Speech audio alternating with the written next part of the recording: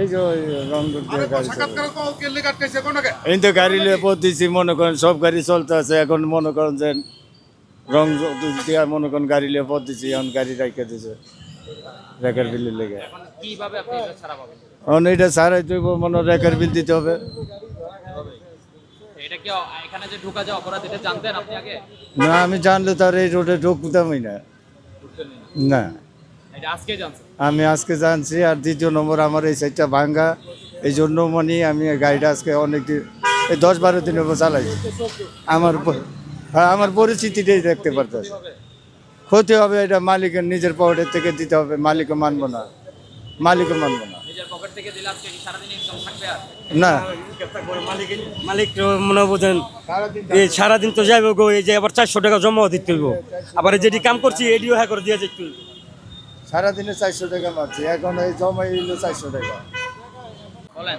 হ্যাঁ, আমি আজকে আইছি দেশের থেকে ভাই, আমি জানি না যে উপরে ধরে জানেন না? না, আমি প্রাইভেট কার চালাইতাম। এখন এই অটো রিকশাতে ধরছে, কয় টাকা আপনাকে জরিমানা দিতে হবে? 600 টাকা, আমি তো টিপে মারি নাই 600 টাকা। জি না ভাই, আমি জানতাম প্রাইভেট কার চালাতাম, লাইসেন্স আছে ভাই। আমি আজ আমার সংসারের সমস্যা দেখে আজকে গাড়ি লেগে দিচ্ছি। এই যে আমার ড্রাইভিং লাইসেন্স আছে আমার লাগে। টাকা দিতে না পারলে সেক্ষেত্রে কি হবে? ভাই আমি তো জানি না, আমার কাছে নাই টাকা। আমি প্রথম টিপতে মারছি, এই টিপতে যাত্রী উঠছি। মানে টাকা না দিতে পারলে কি গাড়ি ছাড়বে এরকম কিছু বলছে নাকি? না স্যার, এরকম কিছু বলেনি। এখানে রেখে কারণ আমার কাছে তো নাই, মানে আমার মোবাইলটা ব্যস্ত ছাড়া উপায় নেই।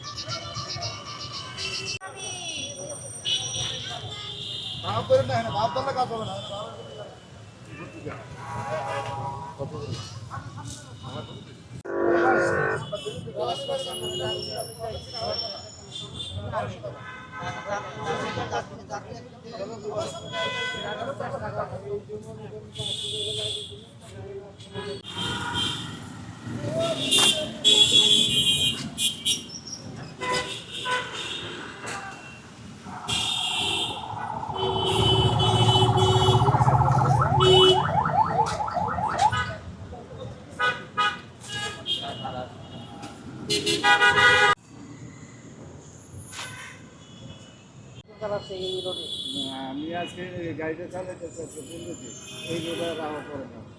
আমি শনি একটা কাজ করছি।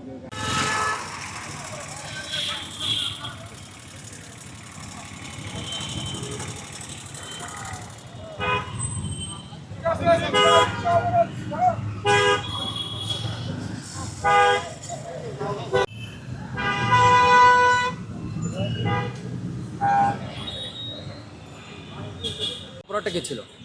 আমার অপরাধটা আমি তো জানি না, এই জায়গায় তো আমি আইতে আছি, আমার কয় গাড়ি চাবা, এবারে এখন আমি জরিমানা দিলাম 600 টাকা। 600 টাকা? এটা হতে হতে দিছি, কত অনেক কষ্ট করিয়াই এটা আমি অনেক জোগায় দিছি, পেসেন্টার তো লই আমি। এটা ধরো ধরো ধরো তো।